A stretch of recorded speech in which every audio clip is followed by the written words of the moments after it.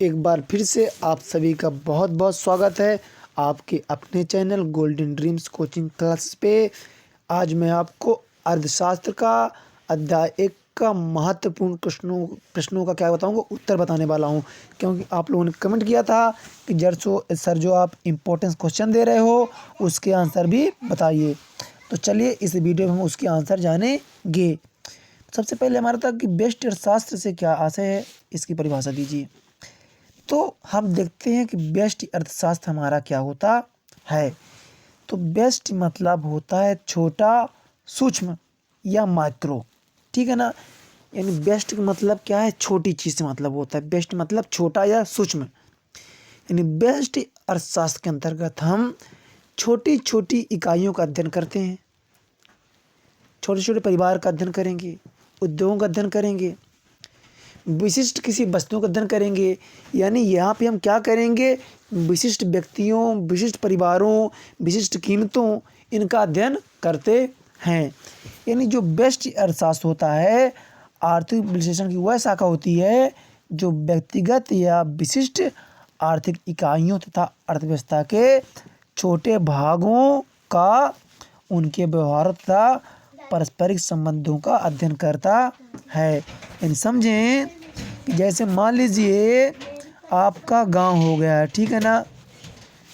उस गांव में बहुत सारे परिवार हैं। तो जब उन परिवारों का अध्ययन किया जाता है तो उसे हम क्या कहेंगे, बेस्ट अर्थशास्त्र कहेंगे। यानी हमने किसी विशिष्ट परिवारों को ले लिया, या देखिए बहुत सारे उद्योग हैं, हमने किसी विशिष्ट उद्योगों को ले लिया, वो क्या होता है, बेस्ट अर्थशास्त्र होता है। यानी इसका आंसर समझें आप कि बेस्ट अर्थशास्त्र के अंतर्गत हम छोटी छोटी इकाइयों का अध्ययन करेंगे, है ना। छोटे फर्म हो सकते हैं, कोई परिवार हो सकता है। मतलब समझें आप कि इसमें व्यापक अध्ययन नहीं होगा, छोटी छोटी चीज़ों का अध्ययन होगा।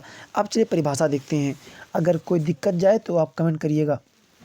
ये देखिए, बेस्ट अर्थशास्त्र विशिष्ट फर्मों, विशिष्ट परिवारों, व्यक्तिगत कीमतों, मजदूरियों, आयों, व्यक्तिगत उद्योगों एवं विशिष्ट वस्तुओं का अध्ययन करता है।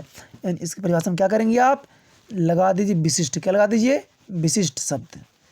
विशिष्ट परिवार, विशिष्ट उद्योगों, व्यक्तिगत कीमतों, विशिष्ट वस्तुओं, मजदूरियों आदि का अध्ययन किया जाता है। अब जो दूसरी परिभाषा, इसको आप जो याद रखें, प्रोफेसर शुल्ज के अनुसार बेस्ट अर्थशास्त्र का मुख्य यंत्र कीमत सिद्धांत है। इसे आप जरूर याद रखें, ठीक है ना। बेस्ट अर्थशास्त्र का मुख्य यंत्र कीमत सिद्धांत है।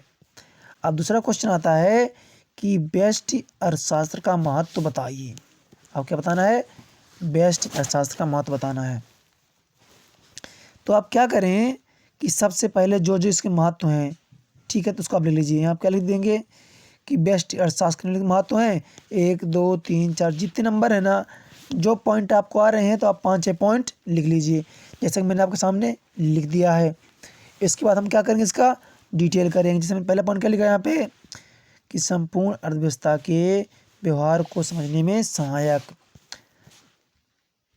दूसरा हमारा आता है, दूसरा क्या है, व्यक्तिगत इकाइयों को अपने क्षेत्र में आर्थिक निर्णय लेने में सहायक, कीमत सिद्धांत विश्लेषण में सहायक, आर्थिक कल्याण की जांच में सहायक, आर्थिक नियमों के निर्माण में सहायक, सरकार की आर्थिक नीति के निर्माण में सहायक। जैसे देखिए पहला पॉइंट था कि संपूर्ण अर्थव्यवस्था के व्यवहार को समझने में सहायक। देखिए जो बेस्ट अर्थशास्त्र होता है ना, तो छोटी छोटी इकाइयों का अध्ययन करता है, और जो हमारी अर्थव्यवस्था होती है वह छोटी छोटी इकाइयों से मिलकर तो बनी होती है। ये छोटी छोटी इकाइयाँ ही तो संपूर्ण अर्थव्यवस्था को क्या करती हैं, प्रभावित करती हैं।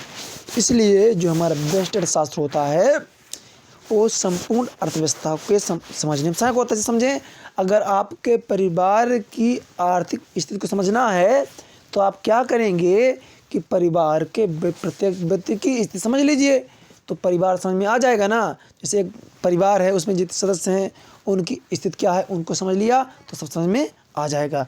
वैसे ही अगर संपूर्ण अर्थव्यवस्था को समझना है तो छोटी छोटी इकाइयों को जानना आवश्यक होता है। तो चलिए देखते हैं इसको। तो यहाँ पे क्या लिखा गया है, आपको बहुत ही सरल भाषा में डिटेल किया गया है, क्योंकि व्यक्तिगत आर्थिक इकाइयाँ ही मिलकर संपूर्ण अर्थव्यवस्था का निर्माण करती हैं, इसलिए व्यक्तिगत इकाइयों का आर्थिक व्यवहार संपूर्ण अर्थव्यवस्था को प्रभावित करता है। ठीक है ना। दूसरा देखते हैं, व्यक्तिगत इकाइयों को अपने क्षेत्र में आर्थिक निर्णय लेने में सहायक। जो व्यक्तिगत इकाइयाँ होती हैं, देखिए व्यष्टि अर्थशास्त्र व्यक्तिगत इकाइयों को अपने अपने क्षेत्र की आर्थिक समस्याओं के संबंध में निर्णय लेने में मदद करता है, क्योंकि जो इकाइयाँ जो व्यष्टि क्या करता है, छोटी छोटी चीज़ों का अध्ययन करता है, और जो व्यक्तिगत इकाइयाँ होती हैं वो छोटी छोटी चीज़ों से प्रभावित होती हैं। जब उनका अध्ययन कर लेते हैं तो आसानी से निर्णय ले सकते हैं। तीसरा आता है कीमत सिद्धांत के विश्लेषण में सहायक, यानी व्यष्टि अर्थशास्त्र के द्वारा कीमतों के सापेक्षिक ढांचे के अध्ययन में मदद मिलती है, अर्थात विशिष्ट वस्तुओं व सेवाओं का मूल्य निर्धारण तथा उत्पत्ति के विशिष्ट साधनों का वितरण, जो अर्थशास्त्र का सबसे महत्वपूर्ण विषय है, का अध्ययन केवल व्यष्टि अर्थशास्त्र द्वारा ही संभव है।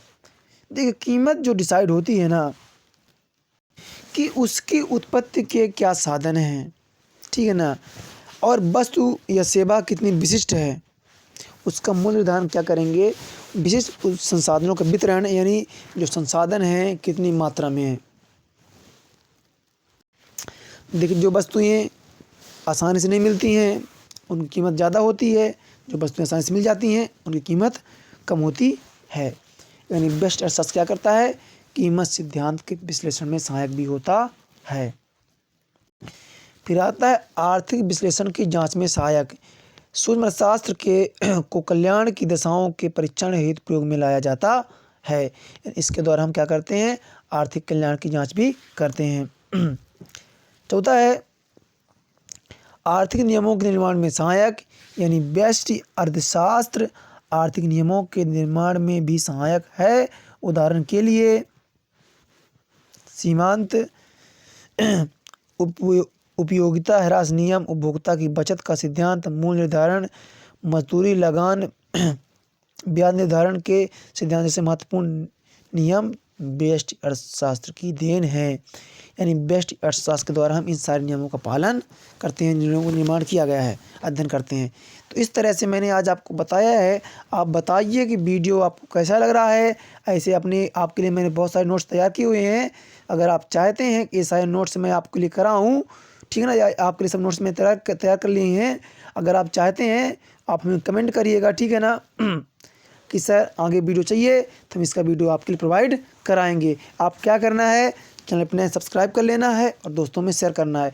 और जो कमियां हैं मेरी तो आप कमेंट करके ज़रूर बताइएगा, जिससे कि मैं अपनी कमियों को दूर करके आपको अच्छा से अच्छा चीज़ दे सकूं। आपको सही बताना है, ठीक है ना। जो कमियां हैं उन कमियों को कमेंट करना है, जिससे अगले वीडियो में उन कमियों को दूर कर सकूं। आपका सहयोग चाहिए, आपका सपोर्ट चाहिए। मैं आपको इन 70 दिनों पे लगातार इकोनॉमिक्स क्लास लूँगा और पूरा सिलेबस आपका कंप्लीट कराऊँगा। आप क्या करना है, चैनल सब्सक्राइब कर लेना है और वीडियो को ज़्यादा दोस्तों पे शेयर करना है। मिलते हैं अगले वीडियो पे।